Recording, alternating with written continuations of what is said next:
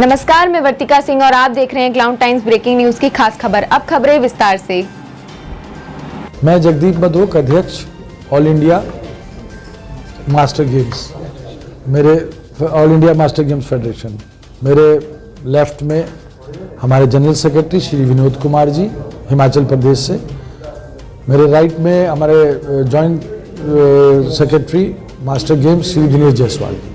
आज के press conference का 2-3 उद्देश्य थे मेन, जो कि मैं अपने general secretary sir Vinod Kumar ji से कहूँगा कि जो कि आपको पूरी तरह से बताएंगे। एक खिलाड़ी को देहरादून के निकाला गया है, वो क्या कारण था, उस पर बताएं पहले। हाँ, ये बहुत अच्छा प्रश्न है। देखिए, वो खिलाड़ी नहीं थे, वो हमारे प्रेसिडेंट थे और उनका नाम था सुनील डंग। सुनील डंग पिछले काफ़ी दिनों से कुछ अनसोशल एक्टिविटीज़ कर रहे थे, जो कि एक संस्था के खिलाफ है, जो कि एमजीएफ के रूल्स के खिलाफ है। हमने उनको कई बार बोला, कई बार कहा, लेकिन उन्होंने हमारी बात को नहीं सुना। तो इन सब चीज़ों को देखते हुए हमने उनको कई बार नोटिस दिए।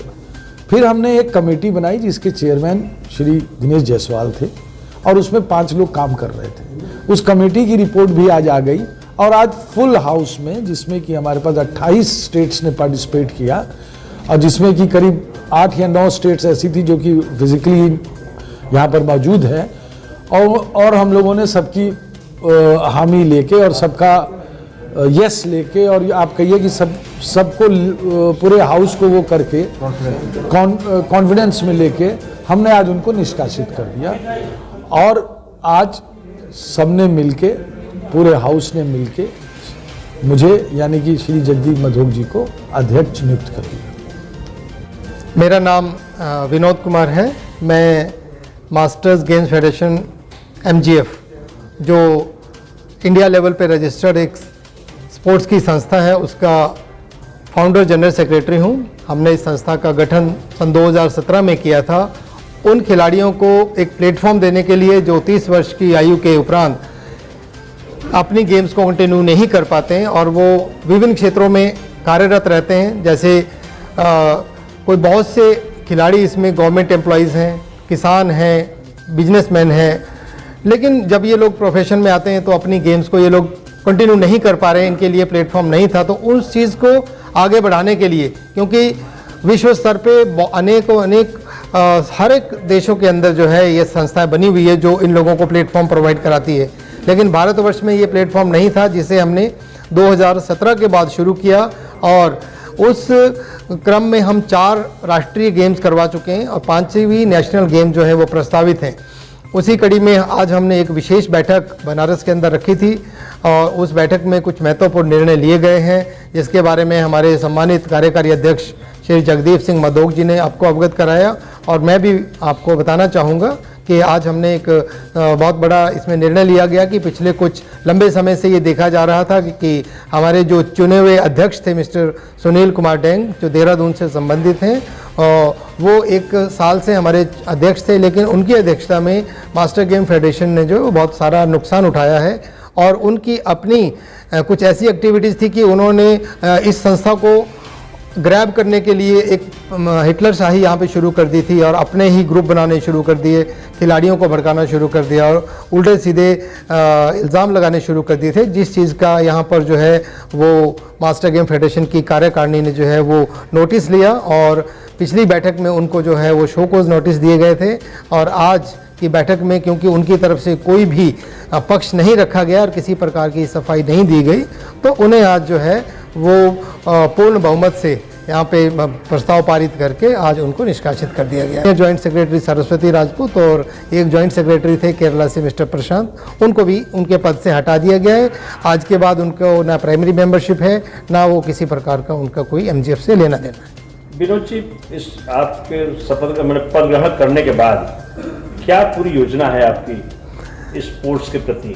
हमारा स्पोर्ट्स के प्रति मास्टर गेम्स का एक बहुत ज़बरदस्त कंसेप्ट है। भारत सरकार ने तो फिट इंडिया मूवमेंट अब शुरू की है।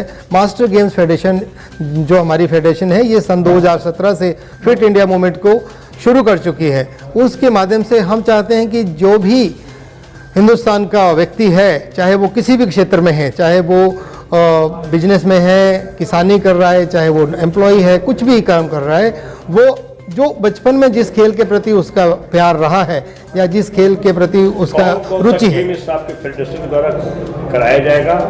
हमारी आने वाले वर्षों में क्या क्या गेम आपका निश्चित हो चुका है जी, किन देशों में आप करने जा रहे हैं, ये पूरा डिटेल्स बताएं। हमारी जो फेडरेशन है ये एट प्रेजेंट 17 गेम्स जो हैं वो आयोजित कर रही हैं, जो ओलंपिक गेम्स हैं, जिनमें athletic, archery, badminton, basketball, football, hockey, kabaddi और swimming, shooting, weight lifting, volleyball, power lifting, wrestling और टेबल टेनिस और हैंडबॉल, और अभी जो 4 गेम हमने नई शुरू की है इंडिविजुअल में, उसमें कैरम, चेस और फेंसिंग और ब्रीज, ये सभी गेम जो हैं हम लोग राज्य स्तर पे, नेशनल लेवल पे, इंटरनेशनल लेवल में उन प्रतिभागियों को भेजते हैं जो इसमें क्वालिफाई करते हैं। कब क्या गेम का आयोजन किया गया है आने वाले वर्षों में? हमारी जो चौथी नेशनल गेम, सबसे पहले हमने 2017 में ये फेडरेशन तैयार की, 2018 शुरू में ही हमने चंडीगढ़ के अंदर पहली नेशनल गेम आयोजित की, जिसमें मात्र 10 गेम्स थी। वो बहुत ज़बरदस्त उसमें रिस्पांस लोगों का आया, तो हमने देखा कि एक बहुत बड़ी जिम्मेवारी हमारे ऊपर आई है। भारत के बहुत सारे लोग हैं जिनको मौका नहीं मिल पाता था, प्लेटफॉर्म नहीं था, उन्होंने उत्साह दिखाया और हमने दूसरी नेशनल गेम जो हैं वो 2019 में देहरादून में आयोजित की। तीसरी नेशनल गेम हमारी जो है वो बड़ौदरा के अंदर हुई थी 2020 के बाद। 2020 के जो 21 में क्योंकि कोरोना आ गया था तो हम उसमें आयोजित नहीं कर पाए। फिर हमने जो अभी 2022 शुरुआत में अभी जो चौथी नेशनल गेम्स थी वो त्रिवेंद्रम केरला के अंदर आयोजित की, जिसमें 5000 के करीब लोगों ने पार्टिसिपेट किया। इतनी बड़ी संख्या में अपने लेवल पे कोई भी संस्था इतनी सारी गेम का आयोजन नहीं कर सकती। ये सौभाग्य हमें मिला है कि हमने इस फेडरेशन के माध्यम से लोगों को प्लेटफॉर्म प्रोवाइड कर रहे हैं। अब इस 2022 के अंत तक कोई आयोजन है या कहीं विदेश में कोई आयोजन है? नवंबर 2022 और दिसंबर 2022 के बीच में हमने सभी राज्य की, क्योंकि हमारे साथ सभी राज्य एफिलेटेड हैं, अधिकतर 24 से 25 राज्य जो हैं वो हमारे एफिलेटेड यूनिट्स हैं और बाकायदा रजिस्टर्ड यूनिट्स। उनको आज हिदायत दे दी गई है कि वो अपने अपने राज्य में राज्य स्तर की प्रतियोगिता नवंबर और दिसंबर में संपूर्ण करें और वहाँ से खिलाड़ियों का चयन करके वो फरवरी माह के अंत में जो 5वीं राष्ट्रीय गेम्स होनी है उसके लिए उनको भेजें, उनकी एंट्रीज भेजें। फरवरी 2023 में हमारी राष्ट्रीय प्रतियोगिता भुवनेश्वर के अंदर होने जा रही है। परंतु उससे पहले एक और एंट्रीज जो हमारी एक इंटरनेशनल लेवल पे टीम जानी है, जिसमें हमें लग रहा है कि 300 से 400 प्रतिभागी भारतवर्ष से जो हैं वो साउथ कोरिया में जाएंगे, जहाँ पे एशिया पैसिफिक मास्टर गेम्स हो रही हैं। क्योंकि एशिया पैसिफिक मास्टर गेम्स भी कोविड की वजह से जो 2021 में होनी थी वो 2023 में हो रही है, 2 साल का अंतराल के बाद हो रही है। तो उसके लिए हमारी पूरी तैयारी है। जिन लोगों ने बड़ौदा की नेशनल गेम में पार्टिसिपेट किया था या जो भी क्वालिफाइड हमारे पास खिलाड़ी हैं उन लोगों को हम पूरा की पूरा मौका देंगे। मान स्थानीय स्तर पर कोई प्रतिभागी भाग लेना चाहता है, उनकी एंट्री फीस क्या है? जो इंटरनेशनल लेवल के लिए लेवल पे भाग लेना उसकी फीस क्या है? देखिए, जो इंटरनेशनल लेवल में वही प्रतिभागी भाग ले पाएगा जिसे राज्य की एसोसिएशन फॉरवर्ड करेगी, भेजेगी हमारे पास, या उसने नेशनल गेम में पार्टिसिपेट किया होगा।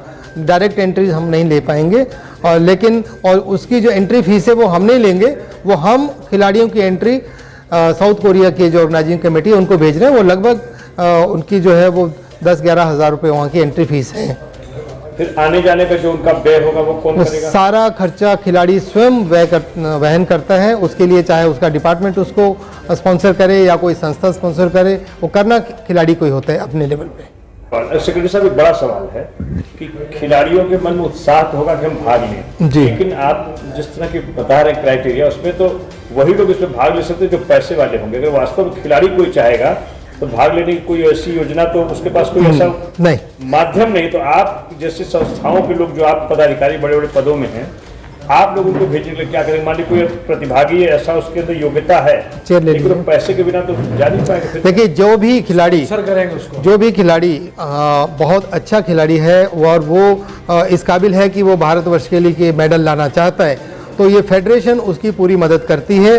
अभी भी हमने पंजाब से बलजीत कौर, एक लेडी जो 3 बच्चों की माँ है, उसको हम मलेशिया में पिछली एशिया पैसिफिक मास्टर गेम्स में लेके गए थे, जिसके पास अपना 1 भी रुपया नहीं था। हम लोगों ने कंट्रीब्यूशन करके उसकी एंट्री फीस भी भेजी, आने जाने का खर्चा भी किया और उसने भी परफॉर्म किया कि 3 गोल्ड मेडल वो भारतवर्ष के लिए जीत करके लाई है। तो जो भी ऐसे प्रतिभागी राज्य की एसोसिएशन द्वारा बताया जाएगा, जो ज़रूरतमंद लोग हैं उनको स्पॉन्सर करवाने के लिए हम पूरा प्रयास करेंगे, चाहे वो स्टेट में किसी कॉर्पोरेट सेक्टर से हो या फेडरेशन अपने लेवल पे उनको मदद करेगी। सरकार आपको कोई मदद करने की सरकार से आप क्या उम्मीद करते हैं? सरकार अभी तक जो है वो किसी प्रकार की मदद पहले नहीं करती है, लेकिन बहुत सारे राज्यों की स्पोर्ट्स पॉलिसी ये कि मास्टर गेम्स के जितने प्रति खिलाड़ी हैं जो मेडल जीत के लाते हैं उनको जो है प्रोत्साहन राशि दी जा रही है, अवार्ड राशि उनको दी जा रही है। जैसे हरियाणा में है, पंजाब में है, चंडीगढ़ में है और बहुत सारे राज्यों में है, आसाम में है। जितने प्रतिभागी जो खिलाड़ी हमारे बाहर से मेडल जीत के आते हैं उनको वो बहुत अच्छी एक राशि जो है वो देते हैं। प्रधानमंत्री के संसद से बनारस में आप बैठे हैं जी, तो यहाँ के पीएम से क्या मांग करते हैं और सूबे की योगी सरकार से क्या मांग? ये हमारा सौभाग्य है कि हमें आज बनारस में बैठक करने का अवसर मिला माननीय प्रधानमंत्री जी के निर्वाचन क्षेत्र में, और हम ये उम्मीद करेंगे कि मास्टर गेम्स फेडरेशन जिसका एक बहुत बड़ा, जिसने एक भारतवर्ष के लिए प्लेटफॉर्म प्रोवाइड करवाया है और सभी खिलाड़ियों को प्रोत्साहित कर रही है इसमें पार्टिसिपेट करने के लिए। और आपको पता होगा कि वर्ल्ड गेम्स में हमारे पास से 400 लोग जाने वाले थे, लेकिन वो वर्ल्ड गेम जो जापान में थी वो कोरोना की वजह से कैंसिल हो गई है।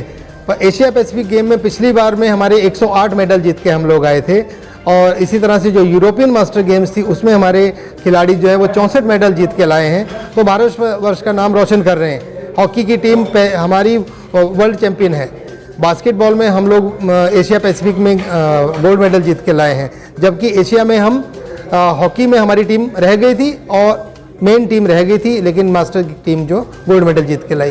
तो हम चाहेंगे कि माननीय प्रधानमंत्री जी और जो यहाँ के स्थानीय नेता हैं या मुख्यमंत्री हैं वो इस और ज़रूर ध्यान दें कि मास्टर्स खिलाड़ियों को विशेष रूप से इनकी मदद करने के लिए और इनके लिए स्पोर्ट्स पॉलिसी में अमेंडमेंट की जाए, ताकि हमारे खिलाड़ियों को वो सारी सुविधाएं मिले जो नॉर्मल खिलाड़ियों को मिलती है। हमारे पास जो ओलंपिक एसोसिएशन है भारतवर्ष की, उसके साथ हम बहुत जल्दी एफिलिएट होना चाह रहे हैं और हमारी प्रपोजल है और हमारी ऑलरेडी उनके पास हमारी एप्लीकेशन है, उसके ऊपर अब जल्दी जल्दी विचार किया जाए और इन सारे खिलाड़ियों को अगर लाभ दिया जाएगा तो एक सैलाब आएगा और वो भारत के अंदर फिट इंडिया मूवमेंट वास्तव में कार्यान्वित होगी अगर सभी खिलाड़ियों को आप खेल का अवसर प्रदान करेंगे और उनको प्रोत्साहन दिया जाएगा। जैसा कि आप देख पा रहे हैं कि आज मास्टर गेम फेडरेशन की राष्ट्रीय कार्यकारिणी की बैठक बनारस में आयोजित की गई माननीय जगदीप सिंह मधोक जी की अध्यक्षता में। तो उसमें हमारे पास बहुत सारे राज्यों के प्रतिनिधि जो हैं वो व्यक्तिगत रूप से यहाँ पर उपस्थित हुए और लगभग 15-16 स्टेट के जो प्रतिभागी थे उन्होंने हमें वीडियो कॉन्फ्रेंसिंग यानी वर्चुअल माध्यम से हमें ज्वाइन किया। लेकिन जो लोग हमारे बीच में से कुछ लोग जा चुके हैं मीटिंग को छोड़ करके, जो यहाँ पर उपस्थित हैं मैं उनका परिचय कराना चाहूँगा। सबसे पहले मिस्टर तेजस्वी शर्मा जो हिमाचल प्रदेश के जनरल सेक्रेटरी भी हैं और इस फेडरेशन के जॉइंट सेक्रेटरी भी हैं, ये उपस्थित हैं।